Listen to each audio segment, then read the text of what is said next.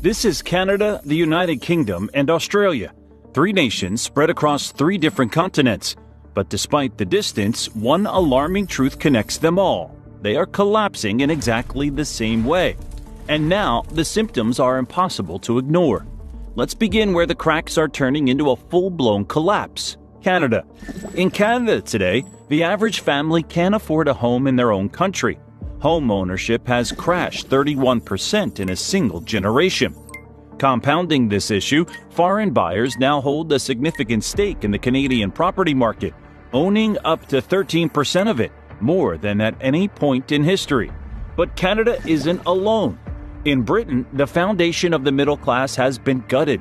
Manufacturing jobs gone, down 46% since 1990. And what did families get in return? The highest tax burden since World War II, all while public services fell apart. But this isn't just a British problem. Across the world, Australia is living the same nightmare, only deeper. There, a quiet takeover is underway. Foreign corporations now control 80% of the country's critical resources. And the dream of home ownership? Dead on arrival. Housing prices have soared by 500%. While wages crawled just 80%.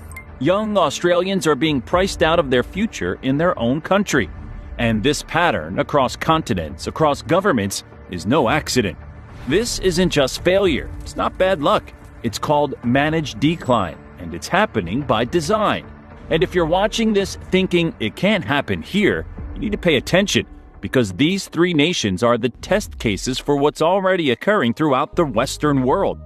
What you're about to learn in this video will completely change how you understand what's happening to these once powerful nations and why everyone should be deeply concerned about what comes next. The evidence is hiding in plain sight. Government documents, insider testimonies, and statistical patterns reveal a blueprint that's been quietly unfolding for decades. And once you see it, you can't unsee it. Most people have no idea that the collapse of these three nations follows a familiar historical pattern. Every empire throughout history has fallen in a similar way, from the inside out. Take ancient Rome. Most think it fell to barbarian invasions, but Rome's real decline began internally, through economic inequality that mirror what's happening across Canada, the UK, and Australia right now. By the 2nd century AD, as Rome's expansion slowed, the wealthy elite created massive estates worked by imported labor. This destroyed local Roman farmers, the backbone of the Republic, who were crushed by debt and displacement. Sound familiar? It should. It's the exact same pattern unfolding today. When Roman reformers tried addressing these inequalities, they were eliminated. The elites chose to get rid of reformers rather than give up their power. A key point to remember as we look at what's happening in these modern nations. Just as Rome faced demographic collapse in its final years, these three nations are experiencing unprecedented population shifts. Despite Canada importing over 480,000 migrants in 2024 alone, its fertility rate has plummeted to just 1.48 children per woman, far below the replacement level. The UK's fertility rate has crashed to 1.44. While Australia's sits at 1.5. These countries aren't growing naturally, they're being artificially repopulated while their middle classes vanish, exactly as Rome's did before its fall. Managed decline might sound like boring corporate jargon, but it represents one of the most dangerous concepts in modern governance. Originally a business term for companies beyond saving, it evolved into a strategy where maintaining appearances takes priority over actual solutions. This isn't conspiracy theory, it's documented policy. The concept emerged during the 1980s in Britain when Margaret Thatcher's government advised that struggling industrial cities should be left to manage decline, controlling the collapse rather than preventing it. But what's truly shocking? This localized strategy has now been scaled up to the national level across Canada, the UK, and Australia, and the evidence isn't hidden. It's being announced openly. Don't believe it? Just look at the official messaging coming out of these governments. Their infamous "you'll own nothing and be happy" rhetoric wasn't just a meme, it's becoming the reality for millions. In Australia, government reports warn of a generation of forever renters, as home ownership slips out of reach for younger Australians. In Canada, nearly a third of people under 40 now say they expect to rent for life, according to recent surveys. And in the UK, a 2025 policy paper declared that the era of mass homeownership is over, signaling a long-term shift away from traditional property ownership. If this is your first time hearing about managed decline, prepare for a rude awakening, because once you understand how it works, you'll start seeing it everywhere. And nowhere is it more obvious than what's happening to Canada right now. Canada presents itself as a progressive, independent nation. The reality? It's being transformed back into a resource colony before our very eyes. Here's the playbook being implemented with frightening precision. First, domestic production gets strangled. Since 2009, business investment per worker in Canada has fallen by 20%, according to Statistics Canada, part of a broader trend tied to weaker market competition. Meanwhile, productivity has stagnated. Canada also recorded only 1.1% growth in real GDP per capita between 2014 and 2024, making it the second worst performer among 38 high-income countries. Second, the market gets flooded with new consumers. Canada now has the highest population growth in the G7, with 98% coming from immigration. This creates artificial GDP growth on paper while masking collapsing living standards. Meanwhile, the housing market has detached completely from economic reality. The average Toronto home now costs 11 times the median household income, more than double what financial experts consider remotely sustainable. Young Canadians aren't just unable to buy homes, they're spending up to 60% of their income on rent alone. The numbers are staggering. In March 2025, the average home price in Toronto hit $1.4 million, while Vancouver topped $1.7 million. Meanwhile, the median annual income in these cities hovers around $100,000. The math simply doesn't work anymore. And who's buying these properties? Foreign investors purchased tens of thousands of Canadian homes in recent years, with many left empty as pure investment vehicles. In fact, things got so bad that the federal government extended its foreign buyer ban to 2027. Statistics Canada data shows that non-residents owned about 7% of condos in British Columbia and 5.6% in Ontario. Clear evidence that investment demand has distorted housing supply. But wait, you might be thinking, isn't this just normal economic evolution? Think again. Most Canadians never even noticed when, back in 2015, former Prime Minister Stephen Harper publicly dismissed the middle-class prosperity platform as outdated. At the time, it sounded like political posturing.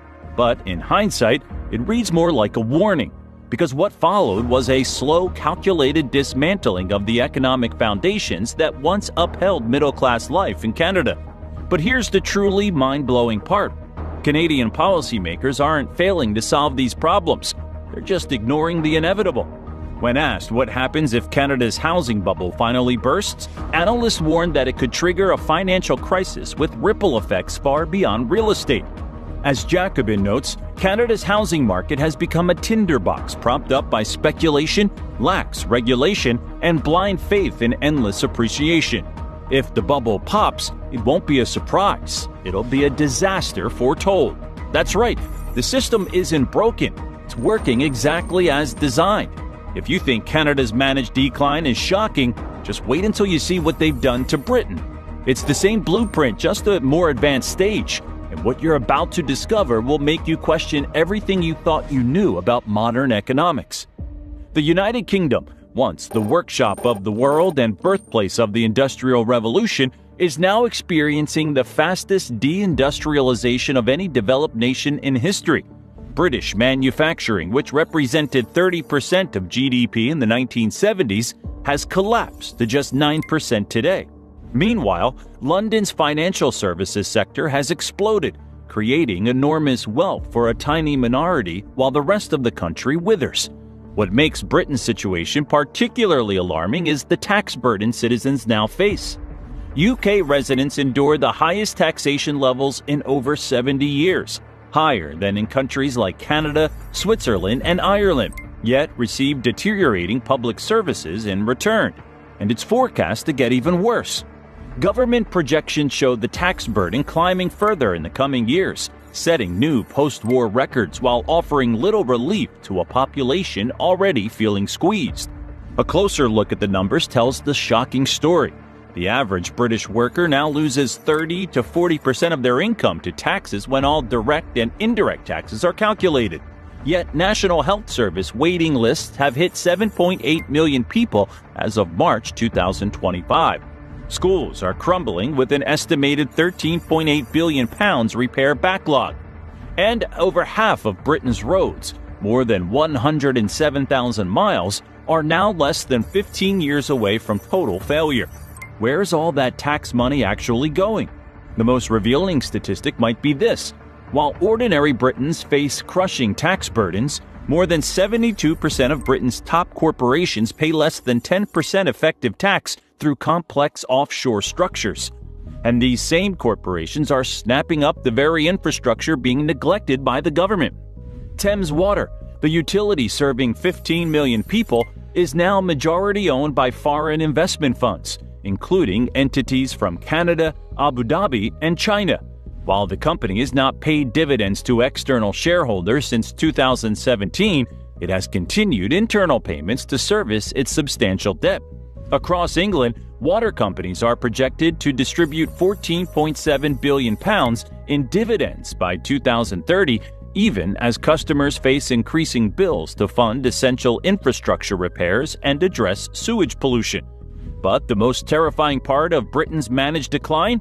The erasure of property ownership. Home ownership among Britons under 35 has plummeted from 65% in 1996 to just 28% today.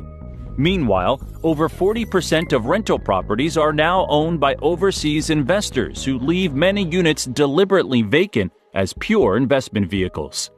And who's buying these properties? In London alone, nearly 27% of all homes sold in the first quarter of 2024 were snapped up by foreign buyers, 3% from the year before.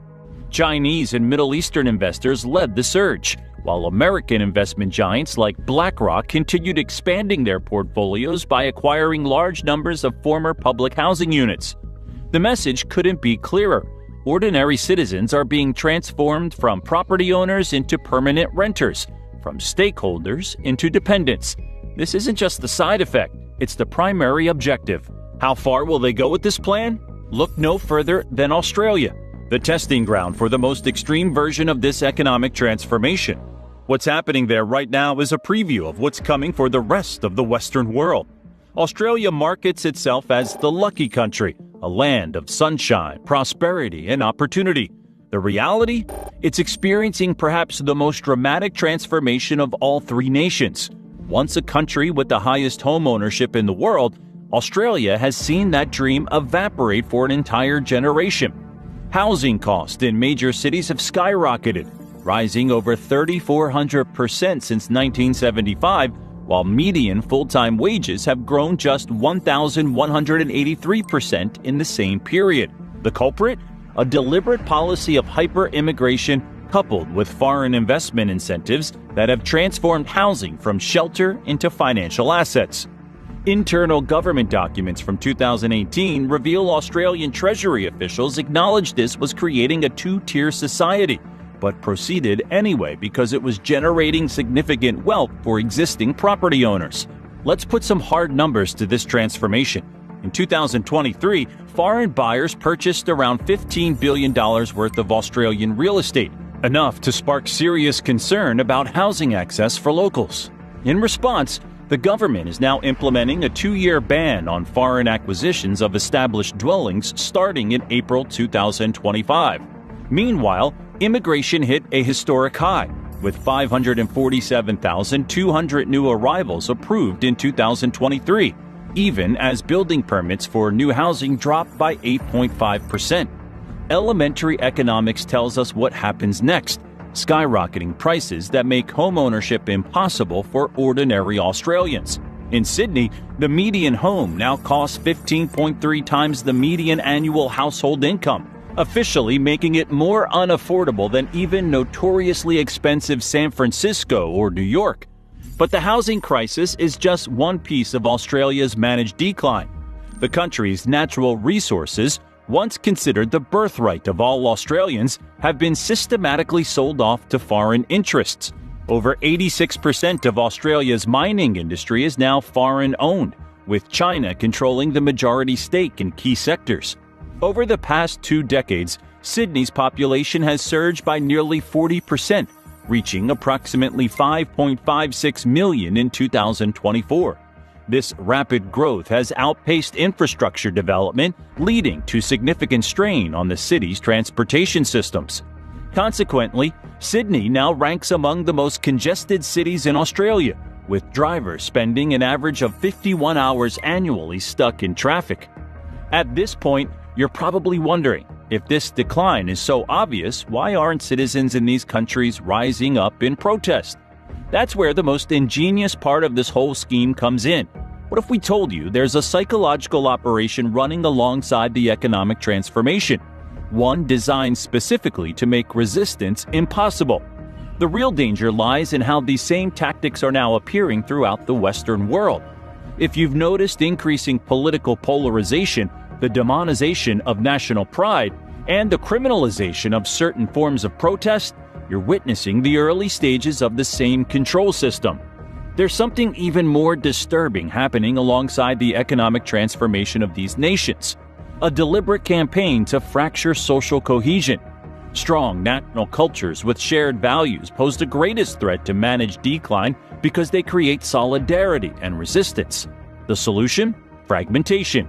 In all 3 countries, we've seen unprecedented efforts to reframe national identities as problematic or outdated, replacing them with competing interest groups. Divided populations don't organize effective resistance. Look at what happened in Canada when the truckers protested in 2022. The government didn't just disagree with them, they froze their bank accounts, seized their assets, and labeled them extremists. In Australia, when farmers protested against climate policies that threatened their livelihoods in 2023, the government deployed surveillance technology originally developed for tracking terrorists. And in Britain, the 2023 Public Order Act gives authorities sweeping powers to shut down any protest deemed disruptive, a term so vague it can apply to virtually any meaningful demonstration. The messaging is carefully crafted, too. In all 3 countries, government-funded media push identical narratives. Homeownership is outdated, national sovereignty is xenophobic, and opposing mass migration is racist. Anyone questioning these narratives finds themselves algorithmically suppressed on social media, excluded from mainstream platforms, and in some cases, investigated by authorities. Australia has perhaps gone furthest with its Online Safety Act, giving the government unprecedented power to remove content deemed harmful, a term so broadly defined it has been used to silence economic criticism. While no official takedown order has been confirmed, online commentators have alleged that videos critical of foreign ownership, particularly those highlighting Chinese stakes in Australian infrastructure, have quietly vanished from major platforms. One such viral video, which had amassed over 3 million views and cited only publicly available corporate filings, disappeared from YouTube without warning. Whether it was removed due to algorithmic enforcement or flagged under broad harmful content guidelines, the effect was the same: dissent erased. These tactics create what psychologists call learned helplessness. When people experience enough futility in changing their circumstances, they stop trying altogether. But are we really helpless? That's where the story gets interesting. Because if you think the situation is bleak now, wait until you see the final phase of this plan that's already being set in motion. The end game isn't just economic restructuring. It's the complete transformation of Western democracies into controlled, feudalistic systems where citizens own nothing and corporations own everything. In Canada, the 15-minute city concept is being implemented in Toronto, Vancouver, and Montreal. In theory, it sounds benign. Everything you need within 15 minutes of your home. But in practice, it's about restricting movement and monitoring citizens. Toronto's pilot program already includes climate permits, limiting car usage to certain days of the week. In the UK, the Bank of England launched a CBDC pilot program in January 2025, with plans for full implementation by 2026. These central bank digital currencies will give governments unprecedented control over how and where you can spend your money. Imagine being unable to buy certain foods, products, or services because some algorithm deems them harmful to climate goals or socially problematic. And in Australia, the Digital ID Act passed in February 2025 creates a mandatory biometric identification system ostensibly to streamline government services. What they don't mention is that this system will track every interaction with government services, health providers, and financial institutions, creating a social credit infrastructure that mirrors China's controversial system. Now, this pattern isn't limited to just these three countries. The same warning signs are flashing across the Western world. Let's look at what's happening in the United States, for example. In 2010, the U.S. homeownership rate stood at 69%. By 2016, it had fallen to 63%, with the steepest declines among those under 35. Meanwhile, since 2020, institutional investors have purchased over 35% of single-family homes that hit the market in major metropolitan areas. For anyone living in Phoenix, Atlanta, or Charlotte, the transformation is impossible to miss. Nearly 1 in 3 homes in some neighborhoods are now owned by Wall Street firms and investment vehicles, often paying 20 to 50% above asking price to outbid individual families. BlackRock, Invitation Homes, and other institutional investors now control over 300,000 single-family rentals across the fastest-growing cities. But here's where things get even more concerning. These same investment giants received unprecedented Federal Reserve support during the 2020 financial interventions, effectively accessing billions in near-zero interest loans unavailable to average citizens. They then used this cheap capital to buy up housing at scale, creating artificial scarcity that drives up both property values and rents. The manufacturing sector tells a similar story worldwide. The U.S. has lost nearly 7 million manufacturing jobs since 1979, with over 60,000 factories closing just since 2001. Meanwhile, foreign ownership of industrial capacity has reached record levels across Western nations. Perhaps most concerning are the parallels in land ownership. Foreign investors now control over 40 million acres of American farmland, an area roughly the size of Florida. Chinese firms alone have increased their holdings by 405% since 2010. But isn't this just the free market at work? How when you look behind the curtain? In 2023, Congress had the opportunity to restrict foreign purchases of farmland near military installations. Instead, they expanded loopholes, allowing continued acquisition through complex corporate structures. This isn't incompetence. It's by design. Federal Reserve pilot programs for a digital dollar mirror developments in Britain and Australia, creating the framework for programmable money that can be restricted based on social policies or political positions, all while wealth concentration has reached levels not seen since the 1920s. With the top 1% now controlling more wealth than the bottom 90% combined in many Western nations. What makes this transformation so insidious is the illusion of democratic choice. Both major political parties in all these countries, despite their rhetorical differences, have implemented virtually identical policies around housing, immigration, financialization, and foreign investment when in power.